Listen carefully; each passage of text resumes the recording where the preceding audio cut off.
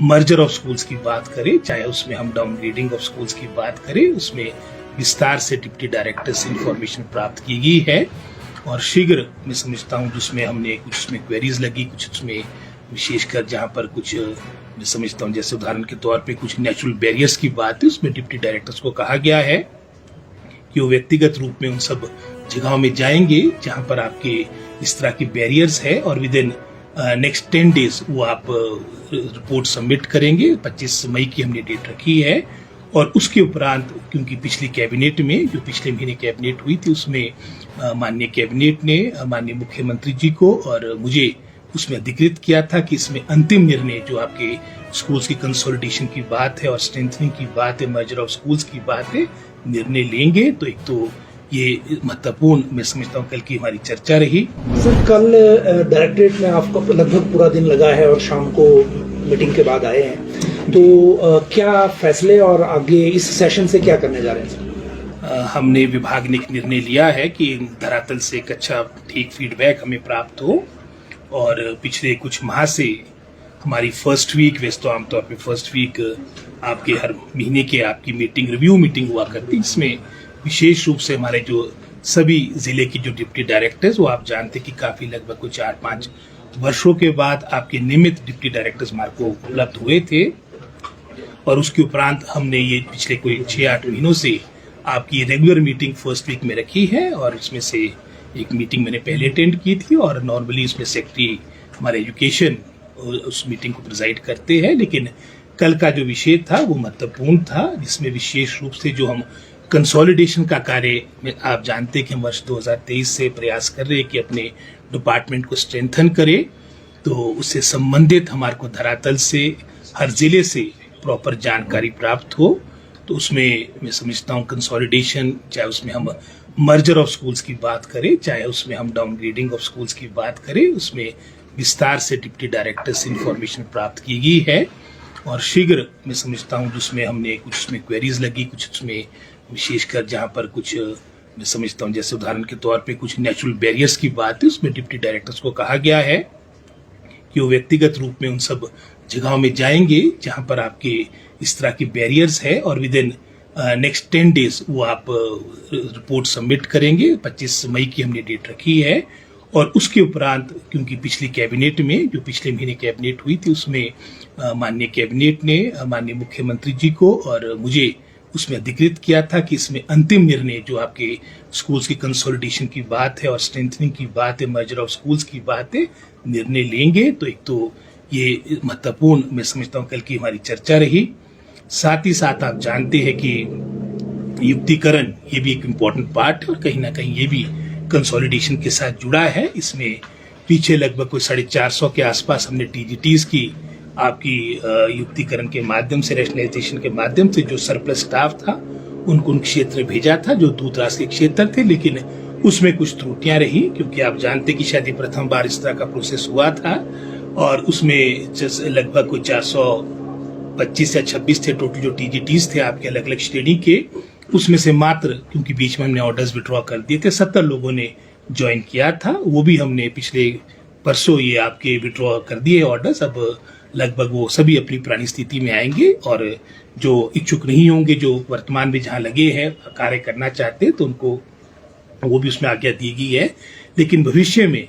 इस तरह की मैं समझता हूँ ये रैशनलाइजेशन पॉलिसी हो जहाँ कहीं ना कहीं जो हमारे उसमें इन्वॉल्व स्टेक होल्डर्स है उनको भी उसमें उनके जिले में उदाहरण के तौर पे कुछ इस तरह के उदाहरण भी देखने को मिले जहाँ सिरमौर के टीचर को या चंबा के टीचर को परस्पर आपस में ट्रांसफर कर दिया गया है रैशनलाइजेशन के माध्यम से। तो हमने यही कहा है कि इसमें पहली प्राथमिकता उस जिले की हो। इस तरह का फीडबैक डिप्टी डायरेक्टर्स अपने जिले का तैयार करें कि जहाँ पर आपकी सीटें आपकी सरप्लस हो चुकी है और कहाँ उन सीटों की आवश्यकता, उन पोस्टों की आवश्यकता है, वो जानकारी उपलब्ध करें। अगर वो विद इन डिस्ट्रिक्ट नहीं है, उदाहरण के तौर पे अगर हम कांगड़ा की बात करेंगे, अगर कांगड़ा में टीचर सरप्लस हो गया तो पहली प्राथमिकता हर आदमी की अपने घर की होती है। अगर वो कांगड़ा में उसकी एडजस्टमेंट होती है वेल एंड गुड, नहीं तो चंबा एडजॉइनिंग डिस्ट्रिक्ट बनता है जैसे शिमला के लिए, क्योंकि नॉर्मली हमारे 4-5 जिले हैं जहाँ पर आपकी स्टाफ की समस्या रहती है।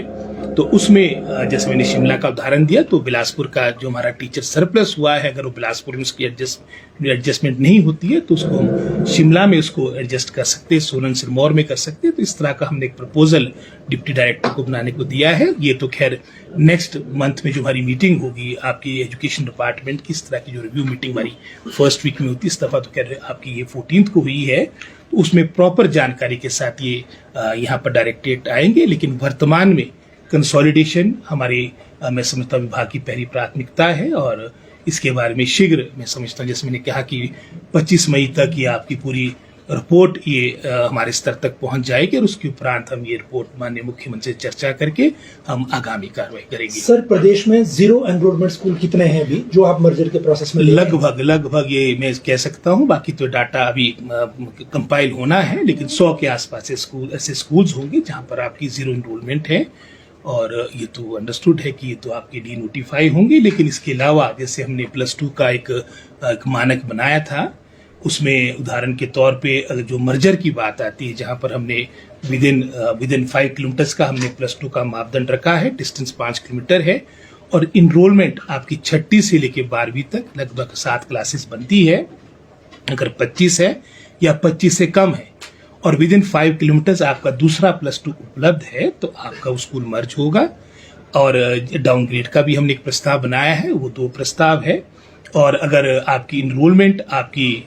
10 से कम होती है और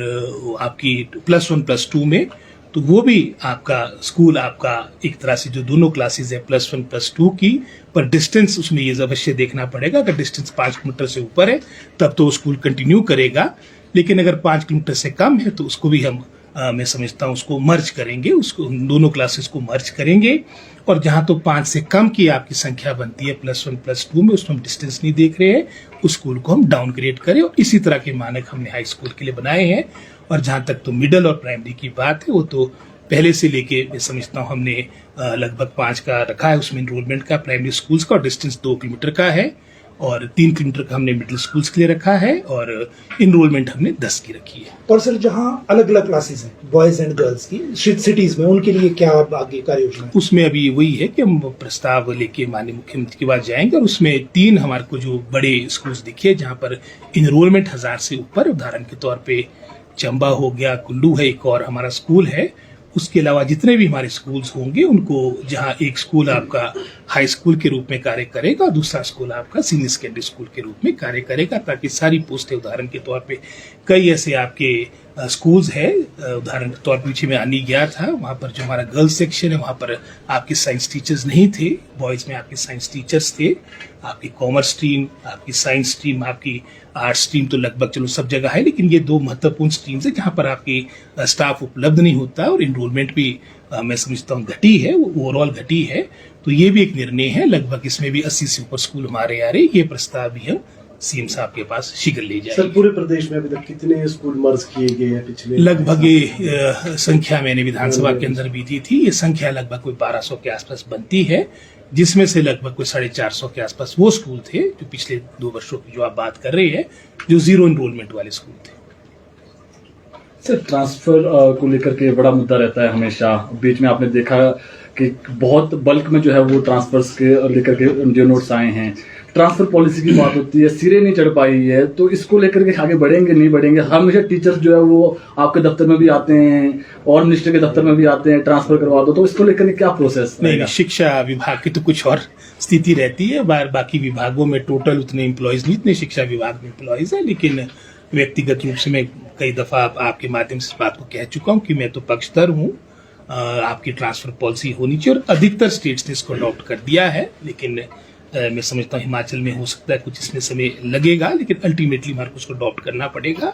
पिछले वर्ष हमने एक निर्णय लिया था कि वर्ष में सिर्फ एक दफा ट्रांसफर होगी एकेडमिक सेशन के प्रारंभ होने के पहले, लेकिन मैं समझता हूँ कि ये अभी वर्तमान में स्थिति चली है, और शीघ्र इस हफ्ते के अंदर तो मैं समझता हूँ जितने भी हमारे प्रस्ताव आए इसको सारा वर्कआउट करके आपकी ट्रांसफर्स बंद की जाएगी, और सारा जो फोकस शिक्षा विभाग का होगा वो अपनी एकेडमिक एक्टिविटीज पे होगा। टीचर्स भर्ती पर सर प्राथमिक शिक्षकों का आज 20वां दिन है, उनके साथ कुछ वार्ता का बना है? तो हम तो स्वागत ही करते हैं, वार्ता के लिए हमने कभी रोका नहीं, और हम तो डे 1 से चाह रहे कि वो आए, अपनी बैठ के सारी बातों को सुलझाने का हमें प्रयास करना चाहिए, उसके लिए दे आर ऑलवेज वेलकम।